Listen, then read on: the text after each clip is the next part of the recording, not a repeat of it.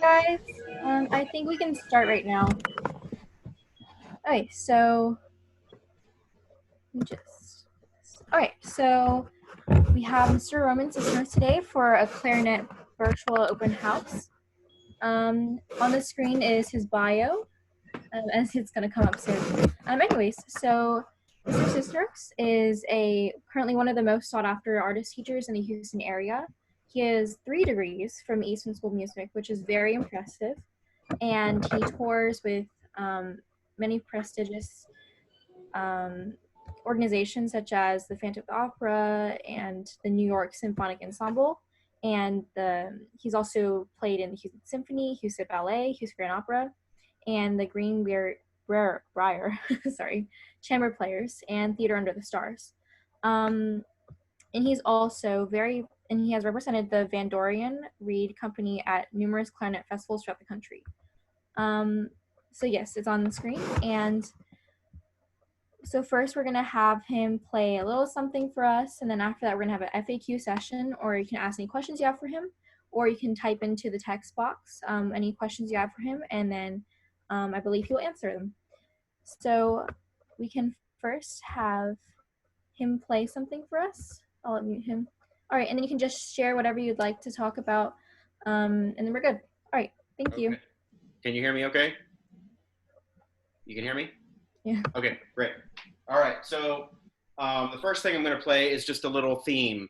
When I was in middle school, there was a private lesson teacher that came, and this was the first thing that he happened to play, and I just immediately fell in love with the sound of this theme. This is if you've ever heard the piece called Peter and the Wolf by Sergei Prokofiev, the clarinet plays the theme of the cat, and the cat is always just kind of in the background, mischievous. The cat runs up the tree. This is that theme.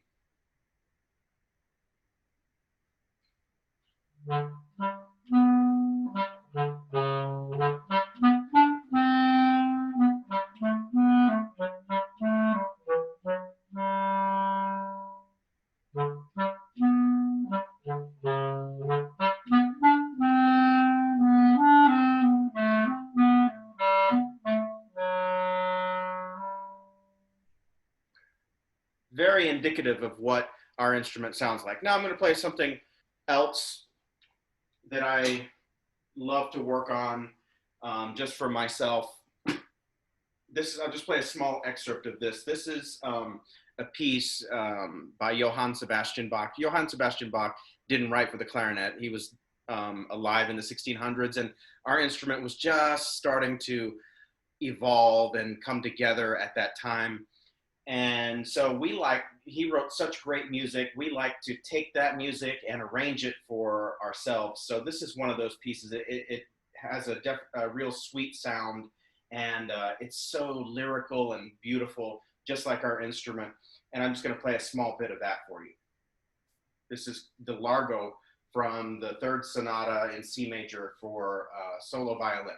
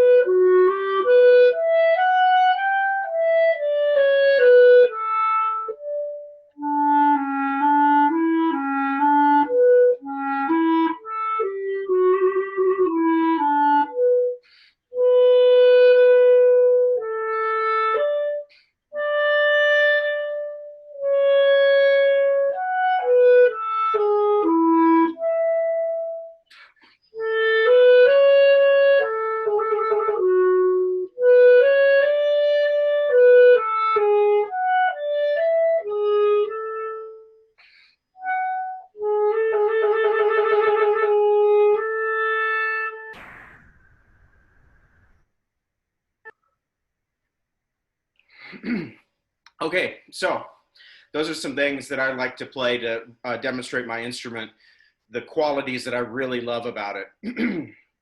Obviously, there's so many other things to show with the instrument. This happens to be as a professional clarinetist, you need at least two clarinets. This one is the clarinet in A. This is the clarinet that Mozart wrote for. There's a lot of orchestral pieces that use this. There's also the B flat clarinet, which is the one most of you, if you have an instrument or if you decide to get a clarinet, it's the one that you'll get, and it's just slightly smaller than that.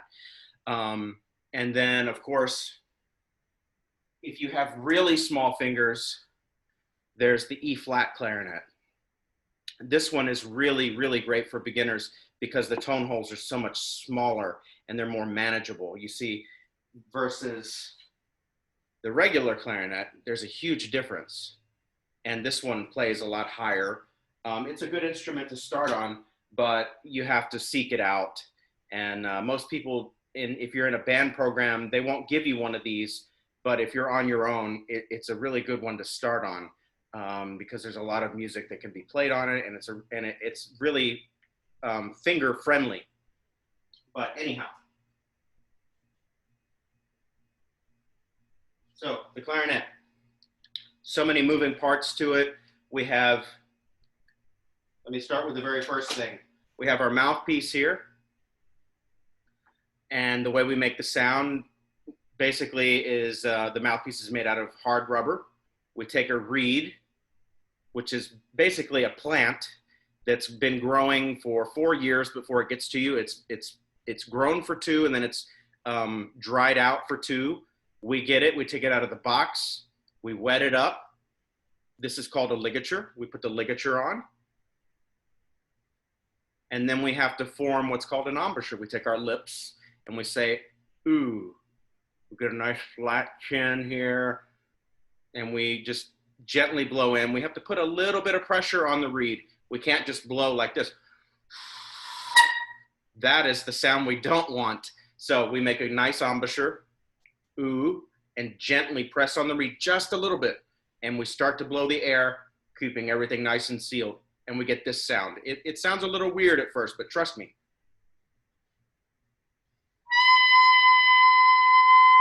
I know, not the most beautiful sound, but it takes some practice.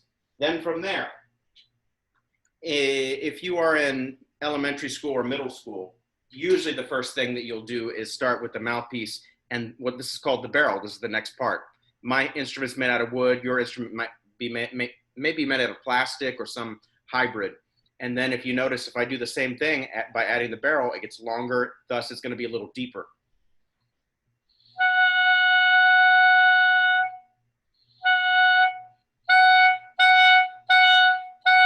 Those are some of the first sounds you will make. Some of the first sounds you'd have to learn to make.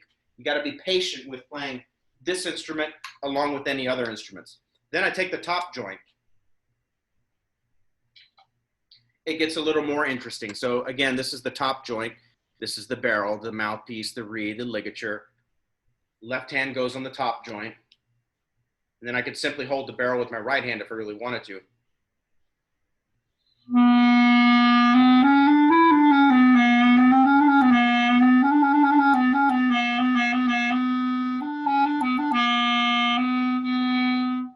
It sounds kind of like an incomplete instrument, kind of like a snake charmer kind of thing.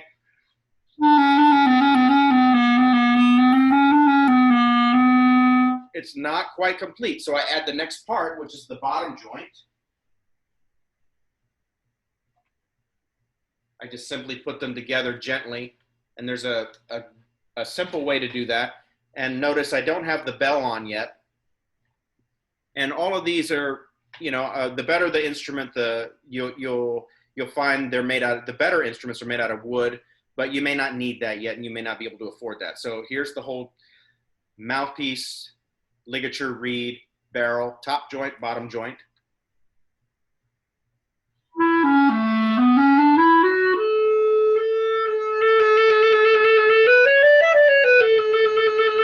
It's still not complete. It sounds a little funny because the bell is missing. So notice the difference when I put the bell on. This is the final part. This is the cool part. This is the cool looking part, the best part in my opinion.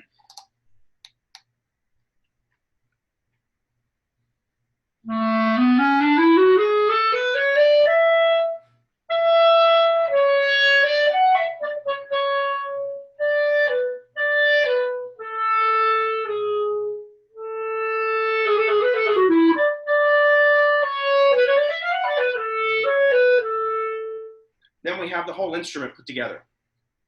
So the very first thing you would learn to do, well, first of all, you got to get an instrument. If you don't have an instrument, you have to buy one. If you're interested in getting a clarinet and learning the clarinet, you first have to buy the instrument, to buy some reeds and a mouthpiece, in which case I would say, please let me know if you want to study the clarinet, and I would happily help you acquire the right equipment. If you just go to the store and just randomly buy something, you might be very frustrated because the instrument might not be a good quality instrument. The mouthpiece might not be very good. The reeds, you got to buy the right reeds. There's prescribed reeds and mouthpieces that go together better than others. So keep that in mind. You know, this along with any other instrument is going to take patience on your part. You have to remember that. You have to practice it if you want to get better at anything, or if you want to, it doesn't matter whether it's music or some sort of academic or sport, you got to practice. There's no magic bean or magic bullet or anything. There is just simply practice and patience. You have to remember that, especially with a musical instrument. It doesn't matter whether it's clarinet, violin, the piano. It's going to take practice and patience on your part and discipline. So remember that. If you're interested in playing this instrument, I would happily teach you. The first thing you would learn to do is to put the instrument together. Believe it or not, as simple as that sounds, it's really challenging for kids to put it together the first few times. It takes about a week or two to get comfortable doing that. Then we put it together, we start making some sounds, but at first, again, the very first sound you're gonna make is with the mouthpiece and the barrel. And then we start to put it on. We gotta get you to make a sound with this first, then we put it together, we make our first note, which is basically no fingers down, it's called open G. Just something simple like that so that it doesn't sound like. We want to avoid that, and so I would teach you ways so that the open G comes out in a more effortless way. Are there any questions from anybody? So, do you mind writing down the pieces that you played in the comment section so that Sure. they can see? Okay. Also, let's see. So now we're gonna open up our section to Q&A. So if you have any questions, you can unmute yourself, or you could type into the group chat to everybody. Make sure it's to everybody so that we can see it. So feel free to ask anything you'd like. Parents, students, all is good. So yeah, just unmute yourself if you have any questions or if you'd like to say anything. All right. So Evan, do you have any questions for Mr. Cisneros?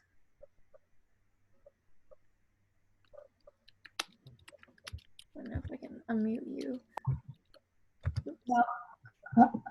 Hello? Oh, okay, we can hear you.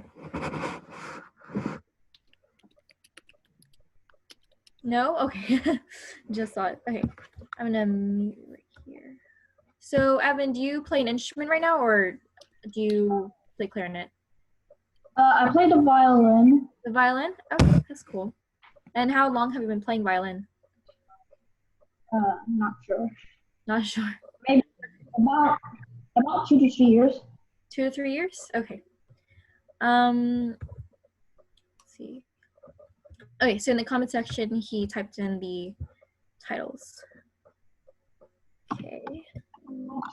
I just noticed that I have caps lock on. Oh, yeah, don't worry about it. So why did you want to learn clarinet? I don't know. Are you just interested? That's cool. Okay, let's see. Is Kwan Ma here? I think that's Kwan Ma. Do you guys have any questions for Mr. Roman?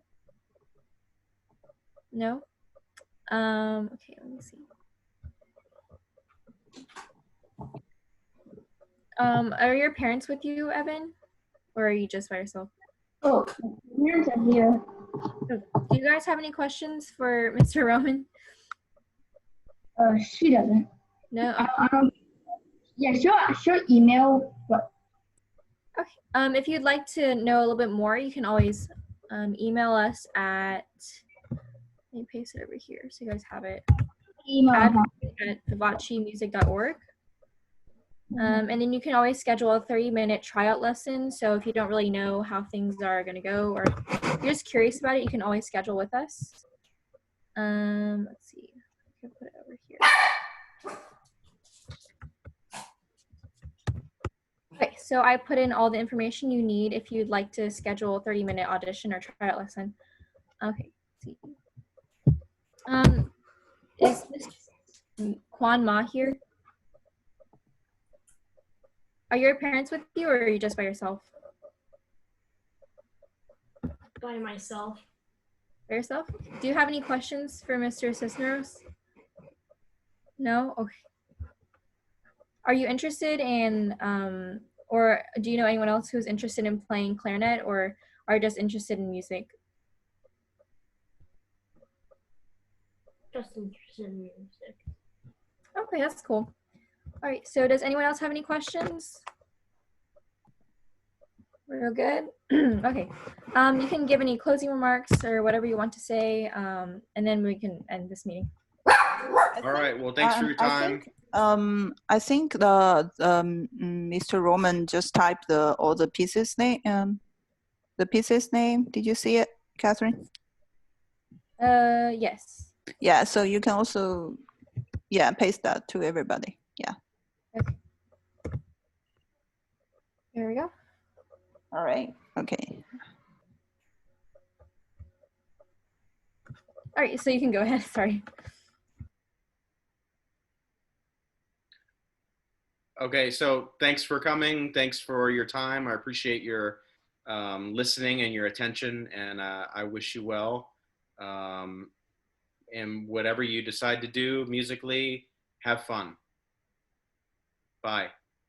All right. Thank you.